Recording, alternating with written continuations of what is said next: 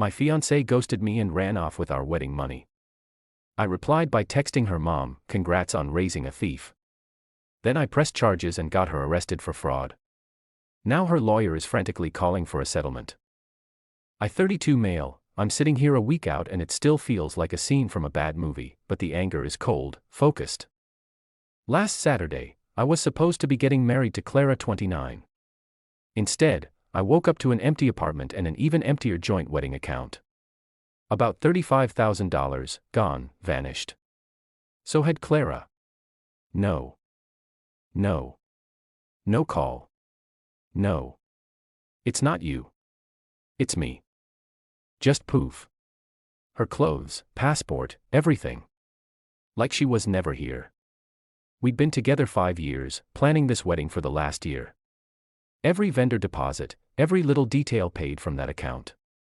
Money we both put in, though a larger chunk, around $25, was from a bonus I got. My first call, after the initial shock wore off, took a few hours, not gonna lie, mostly paced the apartment like a caged animal was to her parents. Her mom, Brenda, answered all cheerful. "Brenda," I said, voice flat. "Clara's gone, so is the wedding money." Silence. Then a sort of fluttering laugh. "Oh, Mark, you jokers. She's probably just got pre-wedding nerves out with her sister, Layla probably." "No," I said.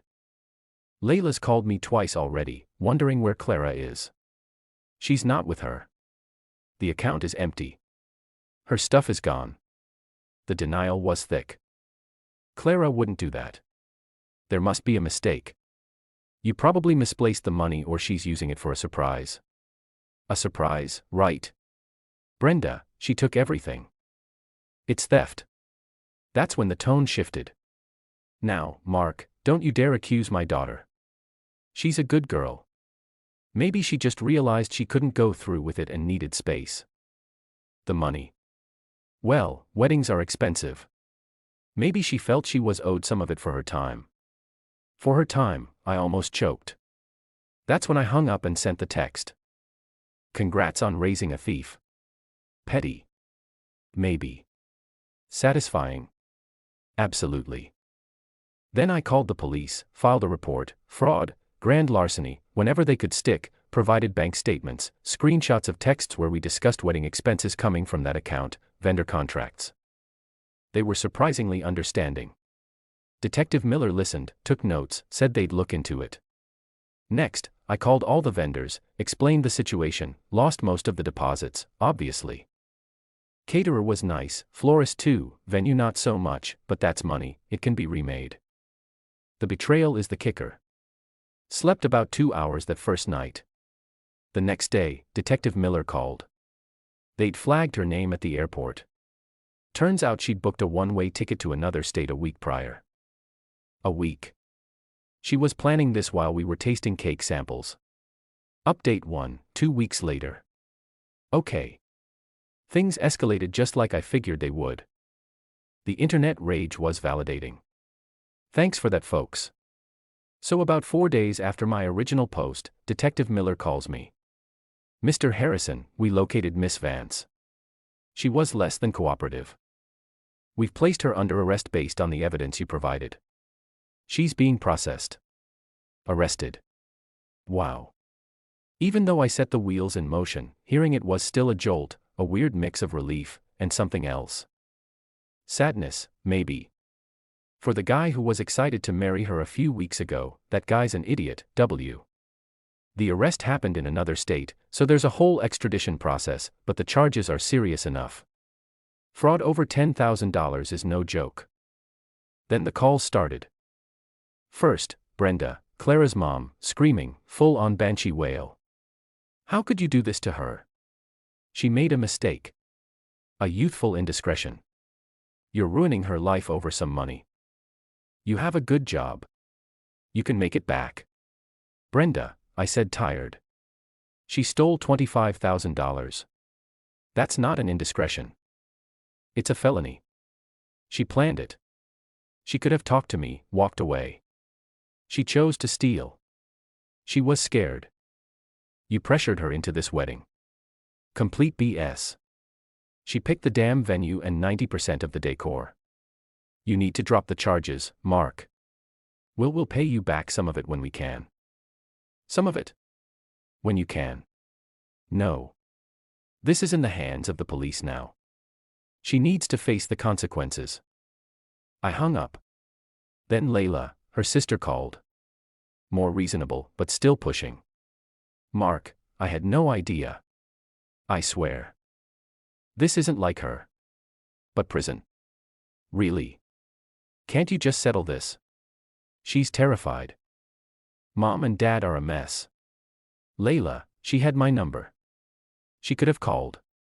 She chose to run and hide after emptying our account. What would you have me do? I don't know, but she's my sister. Please, there must be another way. The other way was for her not to steal a life-altering amount of money from me the day before our wedding. I said, tell her to get a good lawyer. And apparently, she did, or her parents did. Yesterday, I got a call, blocked number, answered it. Mr. Harrison, this is Julian Vance, Clara's father, and Mr. Finch, our attorney, is on the line. Oh, goody. A conference call. Mr. Finch's smooth lawyer voice starts in. Mr. Harrison, we understand you're upset. Clara understands she made a significant error in judgment. An error in judgment. She committed a felony, Mr. Finch. Yes. Well, semantics. The point is Clara is willing to make amends. We're prepared to offer a settlement, return of a portion of the funds, say $15,000 in exchange for you petitioning the DA to drop all charges. I actually laughed. A portion. $15. After she gets arrested, you suddenly find some of the money. No. Absolutely not. And it's not up to me to petition the DA. She's been arrested. The state is pressing charges based on felony theft and fraud. Julian Vance chimes in, voice tight. My boy, be reasonable. She's a young woman with her whole life ahead of her. A criminal record will destroy her future. Don't you have any compassion? Compassion. Did she have any compassion when she cleaned out the account and left me to pick up the pieces when she booked a flight while telling me she loved me? My compassion ran out somewhere between discovering the empty account and canceling the caterers. Mr. Finch again. Mr. Harrison, a trial will be messy. Public. Your personal life dragged through the mud. Clara will testify she felt coerced, that the wedding was all your idea, that she panicked. Let her, I said, my voice like ice. I have every text, every email, every receipt showing our joint planning. I have the date she bought her plane ticket. Her panic seems to have been pretty well orchestrated. This isn't a negotiation. The $25,000 was for a wedding. Now it's evidence in a criminal case.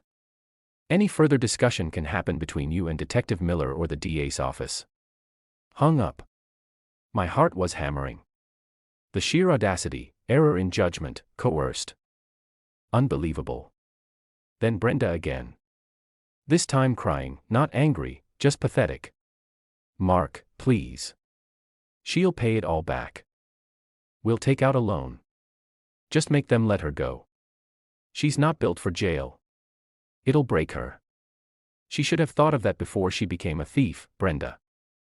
Click. Now my phone is blowing up with calls from Mr. Finch. Left 3 voicemails today, each one a little more frantic. Mr. Harrison, please call me back. We need to discuss this. We can improve our offer. My client is very distressed. Yeah. I bet she is. Turns out consequences are a real thing. Let him sweat. I'm meeting with the assistant DA next week to give a full victim impact statement. Not backing down. She made her bed. Now she can lie in it, preferably in a cell for a bit. Update 2. 1 month later, man, it's been a wild month. The entitlement from Clara's camp just kept on giving. It's almost impressive in a sickening way. So after Mr. Finch's frantic calls, which I ignored and directed to the ADA handling the case, things got creative. First, Layla, the sister, shows up at my apartment, unannounced, rings the bell like she's here for tea. Mark, we need to talk, she says, all earnest. Layla, I'm talking to the DA. That's who Clara's lawyer should be talking to. No. We need to talk as people who both care about Clara. She actually tried to push past me into my apartment. I blocked her. She's not eating. She's a wreck. Her lawyer says you're being vindictive. That you're enjoying this. Enjoying this. My life got blown up, Layla. I lost a huge sum of money. My fiancé turned out to be a criminal and I had to cancel my own wedding. Yeah. This is a barrel of laughs. Now if you'll excuse me. Then she tries the guilt trip. You know, Mom and Dad are talking about selling their house to pay you back and for Clara's legal fees. You'd make them homeless just for revenge. They're considering selling their house because their daughter stole $20,000 and got caught. That's on Clara, not me. I closed the door, heard her huffing outside for a bit before she left. Suddenly, vague posts start appearing from distant friends of Clara, talking about toxic relationships and men who try to control women with money, and how sometimes a girl's gotta do what a girl's gotta do to escape. Real subtle. Some even used a hashtag with my first name. My more tech-savvy friends tracked a couple of the original posts back to IP addresses near Clara's parents' place. Cute. I screenshotted everything, sent it to the ADA. Not illegal, but shows a pattern of trying to paint her as a victim. Mr. Finch, Clara's lawyer, apparently decided that since I wasn't budging, he'd try to pressure the ADA. He sent them a massive file full of letters from Clara's family and friends talking about her fragile mental state. Her history of anxiety, never saw a day of it in 5 years, and how this uncharacteristic lapse in judgment was due to immense pre-wedding stress. They even got a therapist who'd spoken to Clara twice after her arrest to write a letter suggesting she wasn't in her right mind. The ADA, a no-nonsense woman named Miss Davies, called me. Mark, they're trying to paint you as the bad guy and her as a damsel in distress who just snapped. Her lawyer is pushing for a plea deal, restitution of the full $25,000 and probation. No jail time. He's citing her previous good character and emotional duress. Restitution and probation. After all this. After the planning, the deceit, the sheer gall. Miss Davies, I said, keeping my voice steady. She didn't just snap. She booked a plane ticket a week in advance. She systematically drained a joint account. She ghosted me. Then her family and lawyer tried to bully and manipulate me into dropping it. This wasn't a panic attack. It was a plan. And frankly, if she's so fragile, maybe she shouldn't have committed a felony. I told her about Layla at my door, about the social media stuff. This isn't remorse, Miss Davies. This is damage control because she got caught. Miss Davies was quiet for a moment. I appreciate your perspective, Mark, and your willingness to testify if it comes to that. So the revenge, it wasn't one big dramatic movie moment. It was me calmly working with Miss Davies. I provided every piece of evidence again. The timeline of the ticket purchase versus our wedding planning activities, bank statements showing the systematic withdrawal, vendor contracts with both our names, texts where Clara was excitedly discussing the honeymoon we'd supposedly take. The key was the premeditation. Miss Davies used it beautifully. The settlement conference, which was really a plea negotiation, happened last week. I wasn't there, but Miss Davies called me right after. Apparently, Mr. Finch came in confident with Brenda and Julian Vance in tow for moral support, ready to argue for probation. Miss Davies laid out the state's case, highlighting the premeditated nature of the theft, the amount of money, the breach of trust, and then the piece de resistance. She brought up their attempts to intimidate me and manipulate the narrative after the arrest. She mentioned the social media campaign, however, amateur. She mentioned Layla showing up at my apartment. She basically painted a picture of a family that enables and excuses criminal behavior. The judge, from what Miss Davies said, was not amused by Team Clara, especially when Mr. Finch tried to argue that my texting congrats on raising a thief to Brenda was undue provocation.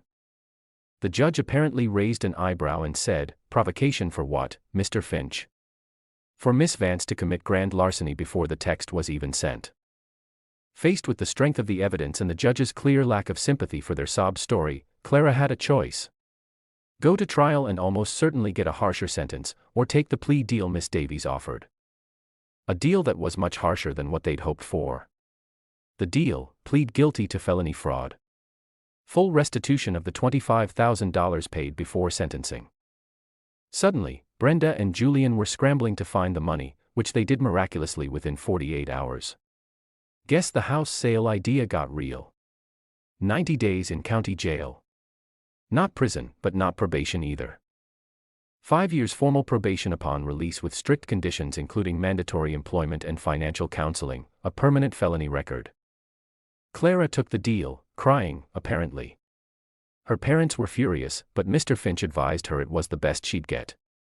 Miss Davy said to me, "The jail time is important, Mark.